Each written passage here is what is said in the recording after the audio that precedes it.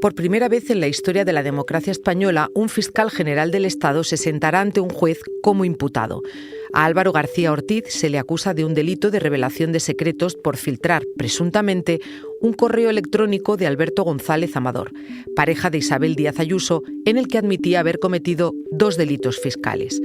El procedimiento no ha estado exento de polémica, entre otras cosas, por la forma de instruir el caso de Ángel Hurtado, el magistrado del Supremo que lo lleva. Soy Silvia Cruz La Peña. Hoy en El País, el Supremo contra el fiscal general. Claves de un caso histórico.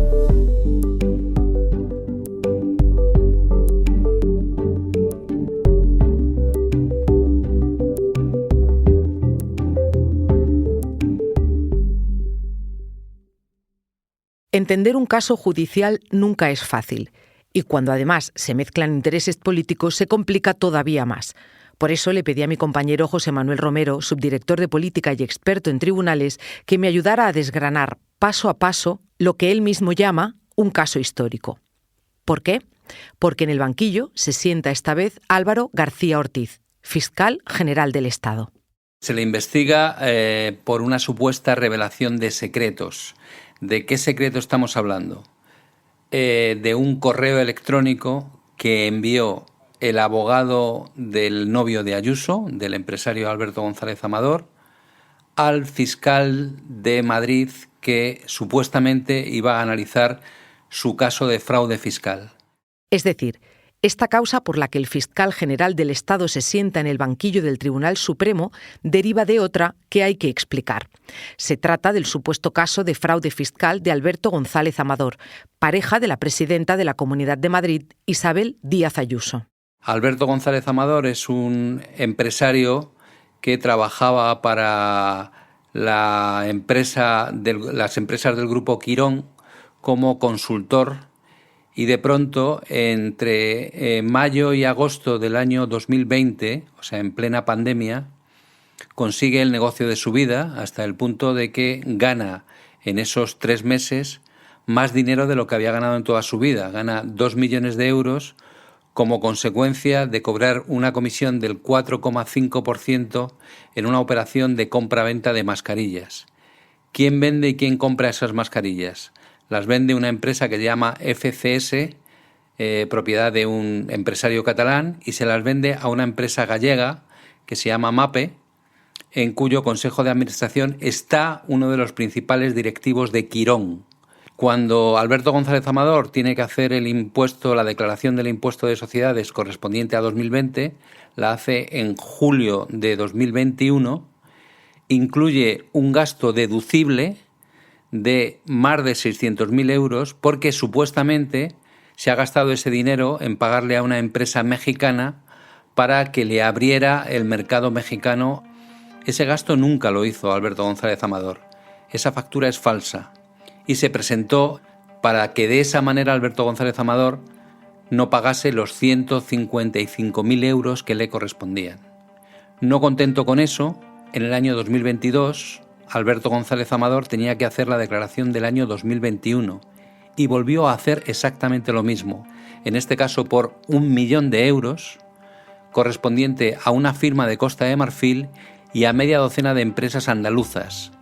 La agencia tributaria vuelve a descubrir el engaño y Alberto González Amador, y esto no es baladí para lo que contaremos después, le viene a contar a través de su abogado a los inspectores fiscales que es verdad que ha defraudado ese dinero a Hacienda, pero que se trata de un error poco menos que contable, que no lo hizo con mala fe y que no sabía de la gravedad de lo que había hecho. Pero que no obstante, él quería regularizar el dinero que había defraudado a Hacienda. El problema es que regularizar ese dinero no es tan sencillo como pretendía Amador, porque lo que proponía era hacer una declaración complementaria y pagar lo que debía. Pero una vez que Hacienda te ha abierto una inspección, no puedes devolver el dinero ni aunque quieras, hasta que no se celebre un juicio. Pese a ello, lo que hace González Amador, en la declaración del año 2023, presentar unos ingresos que no tuvo para pagar de más. ¿Cuánto paga de más? Paga 629.000 euros ese año Pero Hacienda, al ver que la declaración no corresponde con los ingresos y los gastos que había tenido ese año, le devuelve 550 y tantos mil euros. Esa es la actuación de Alberto González Amador. Cuando esto se hace público, lo que hacen Díaz Ayuso y su jefe de gabinete, Miguel Ángel Rodríguez, es salir a la palestra y mentir de esta manera. Es falso que sea él quien debe a Hacienda 350.000 euros por fraude, y no solo no le debe nada, sino que es Hacienda quien le debe los casi 600.000 euros a pagar por intereses. Y en segundo lugar, lo que hacen, y es el motivo de la causa penal abierta en el Tribunal Supremo, es difundir un correo electrónico haciendo ver que quien le ofrecía un acuerdo a Alberto González Amador era la Fiscalía a cambio de que reconociera 2 delitos fiscales. Esto es, como que la Fiscalía estaba presionando a la pareja de Díaz Ayuso para que reconociera 2 delitos y así evitarle que pidieran para él penas de cárcel que hubieran implicado su ingreso en prisión. La Fiscalía tiene entonces que desmontar ese bulo a toda prisa, y lo que hace el 13 de marzo de 2024 es enviar una nota de prensa listando y explicando los puntos clave del proceso abierto a González Amador. Entre ellos, la existencia de un correo electrónico del 2 de febrero en el que Alberto González Amador admite 2 delitos, dice que va a pagar 500.000 euros de multa y por el fraude, y a cambio de eso pide a la Fiscalía un acuerdo para que le exijan solamente 8 meses de cárcel y no los al menos 2 años que le corresponden por los delitos cometidos. Él se jugaba en esta causa hasta 10 años de cárcel y consigue, mediante ese acuerdo que propone, reducirlo a solo 8 meses, con lo cual no ingresaría en prisión. Y es en ese momento cuando la defensa de González Amador se agarra a ese correo para pasar al ataque y presenta una querella por revelación de secretos, un delito que en el Código Penal está castigada con penas de multa a 3 años de cárcel y que condena a la persona que no custodie documentos sobre los que tuviera especial reserva. Esa persona es Álvaro García Ortiz, que se ha convertido de esta manera, como decía antes, en el primer fiscal general del Estado imputado en democracia. Pero no solo eso, el papel del magistrado del Supremo encargado de la causa, Ángel Hurtado, también está siendo inaudito. Es la primera vez en democracia que ante una causa abierta por la filtración de un sumario por revelación de secretos, un juez adopta una medida tan invasiva como la que adoptó en los primeros días de instrucción de esta causa, que fue ordenar a la Guardia Civil que entrase al despacho del fiscal general del Estado, le requiriera todos los aparatos electrónicos que utiliza, tabletas, ordenadores y teléfonos móviles, y clonara todos los datos contenidos en esos dispositivos electrónicos. Eso es algo que no se ha visto en 40 años de democracia y que el juez hizo con él, con el fiscal general del Estado y con la fiscal provincial de Madrid. Además de esta actuación expeditiva, Romero incide en algunas cuestiones jurídicas que Hurtado parece estar evitando. Primero, ¿el correo revelado era secreto o no lo era? Hay testimonios en la causa, como las del fiscal encargado del caso, Julián Salto, que dicen que esto no era un secreto, porque digamos que esa negociación entre el imputado por 2 delitos fiscales y la Fiscalía no se convierte en una negociación oficial, digamos, hasta que la denuncia de la Fiscalía está presentada en el juzgado. Y lo que hizo el abogado del novio de Ayuso fue mandar un correo electrónico cuando ni siquiera todavía había empezado, digamos, la judicialización del asunto. Segunda pregunta. En caso de que fuera secreto, ¿se reveló antes de que el fiscal general del Estado lo reclamara para luego hacer con él lo que todavía está por demostrar, si lo filtró o no lo filtró? Pero digamos, antes de que lo tuviera el fiscal general del Estado, ¿ese correo electrónico era secreto?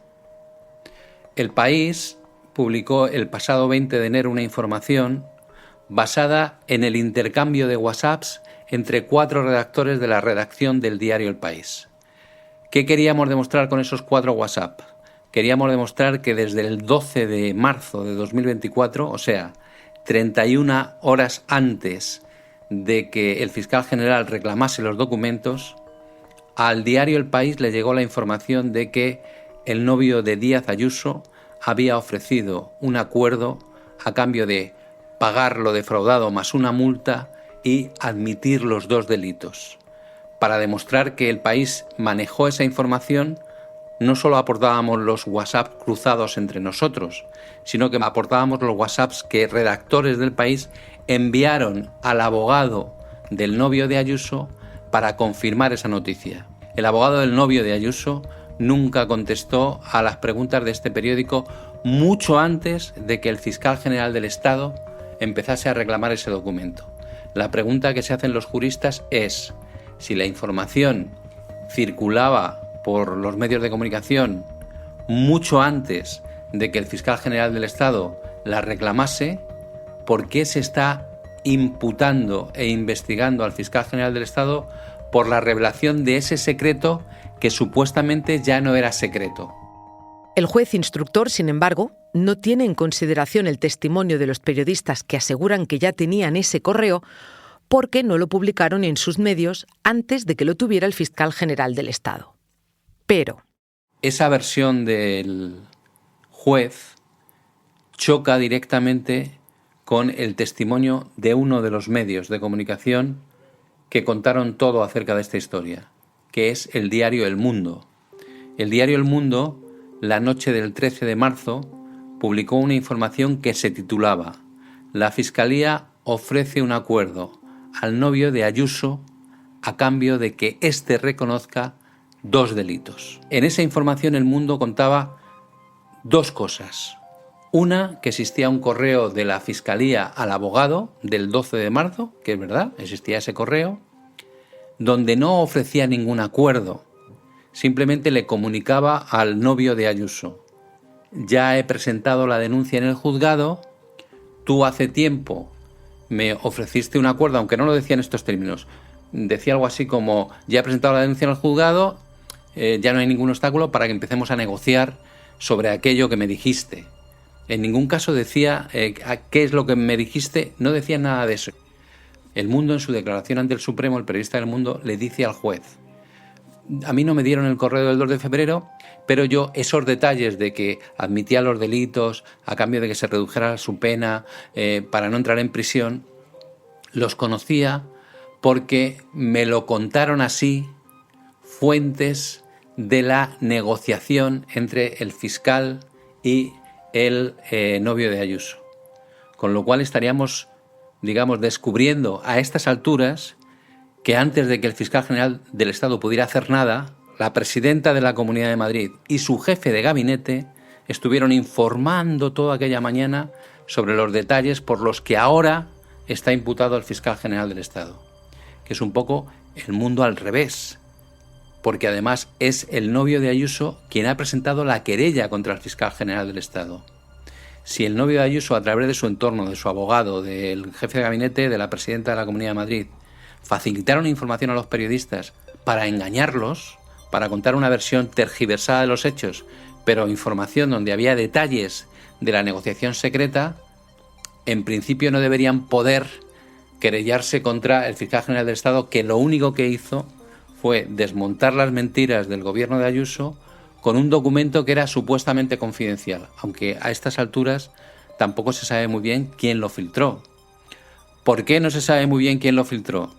Porque el fiscal general del Estado decidió sospechosamente cambiar de teléfono móvil y formatear, no sé si es el disco duro, la memoria o lo que contenga ese teléfono móvil. De tal manera de que la Guardia Civil no ha podido conseguir del registro del despacho del fiscal general ningún dato que acredite que él personalmente filtró ese correo electrónico. Un momento, enseguida volvemos.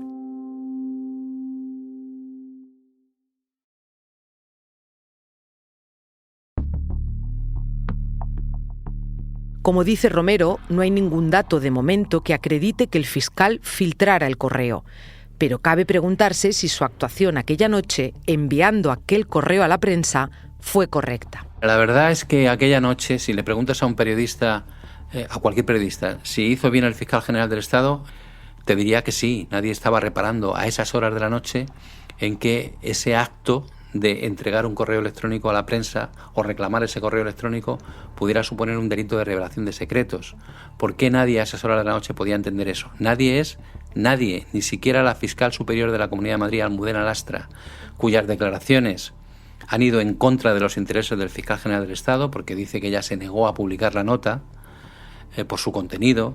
Ni siquiera ella, en todas las pruebas que ha podido aportar al juzgado, demuestra que le advirtiera al fiscal general del Estado, porque a esas horas de la noche lo que se estaba produciendo es un ejercicio de libre información por parte de los periodistas que querían contrastar algo muy grave que estaba ocurriendo, y es que desde un gobierno de una comunidad autónoma se estaba acusando a la Fiscalía de actuar contra un ciudadano particular por intereses políticos, atribuyéndole unos delitos fiscales que no había cometido. Eso es lo que estaba ocurriendo en ese momento. Frente a un gobierno de una comunidad autónoma que te cuenta una cosa y te da un documento oficial, el periodista lo que intentó es contrastar ese hecho. Y para contrastar ese hecho, tuvimos que llamar a la Fiscalía de la Comunidad de Madrid, a la Fiscalía General del Estado, que en ningún momento de esa noche nos quisieron confirmar ni desmentir nada, y que dijeron: esperaros, porque habrá una nota mañana donde aclaremos todo esto. Para hacer esa nota, el fiscal general del Estado tuvo que reclamar esos documentos. Lo puede hacer. No sé cuál es el artículo del Estatuto Orgánico del Ministerio Fiscal, pero sí, pueden pedirle todo a tus subordinados. Todo es todo. Y más cuando se trata de un asunto de trascendencia mediática como era este. Por tanto, en la actuación del fiscal general del Estado, en principio no habría nada reprochable. ¿Filtró él directamente el documento a algún medio de comunicación? Yo no lo sé. No lo sé si lo hizo o no lo hizo. Ahora bien, si lo hizo, lo primero que hay que demostrar es que cuando lo hizo, aquello seguía siendo secreto, que es lo que el juez no quiere ver. ¿Y qué hay de la actuación del juez instructor llegados a este punto? El lunes, el juez Hurtado redactó un auto de 7 folios donde rechazaba prácticamente todas las diligencias propuestas por la Abogacía del Estado, que en este caso defiende al fiscal general del Estado. En la argumentación que utiliza el juez para rechazar esas diligencias, se percibe primero que considera irrelevante investigar todo lo que pasó antes de la noche del 13 de marzo, cuando el fiscal general del Estado reclama los correos electrónicos del novio de Ayuso donde confiesa su culpa. Si no quiere saber lo que ocurrió antes, es que no quiere saber si antes ya se pudo producir ese delito de revelación de secretos por el que está persiguiendo al fiscal general del Estado. Pero es que además, en sus argumentaciones, hace afirmaciones muy engañosas, por no decir otra palabra. Por ejemplo, El País publicó el día 20 de enero una información de la que ya hemos hablado, donde intentábamos contarle al juez, en base a documentos oficiales, declaraciones públicas y WhatsApp intercambiados entre redactores del País e incluso alguno con Miguel Ángel Rodríguez, que toda la información secreta que ahora se está investigando la conoció el País mucho antes de que la reclamase el fiscal general. Pues bien, con esa noticia del diario El País, que era un relato de hechos basado en pruebas documentales, el juez lo que hace es decir que son opiniones, cosa que es falsa, pero es más, el juez ha rechazado la petición del imputado, del fiscal general, para citar como testigo al novio de Ayuso. ¿Por qué quiere citar el fiscal general al novio de Ayuso? Para tener al menos la oportunidad de preguntarle si en algún momento él autorizó a Miguel Ángel Rodríguez, al jefe de gabinete de Ayuso, a difundir uno de los correos electrónicos, el del 12 de marzo, para poder preguntarle si él le contó a su novia o al jefe de gabinete de Ayuso todos los detalles de su procedimiento con la agencia tributaria, como para que ellos pudieran contarlo. Esas preguntas no se van a poder hacer porque el juez ha decidido que es innecesario, que ya basta con que el querellante, en este caso el novio de Ayuso, haya presentado la querella, que ahí están todas sus opiniones y que no hay por qué preguntarle de nada más.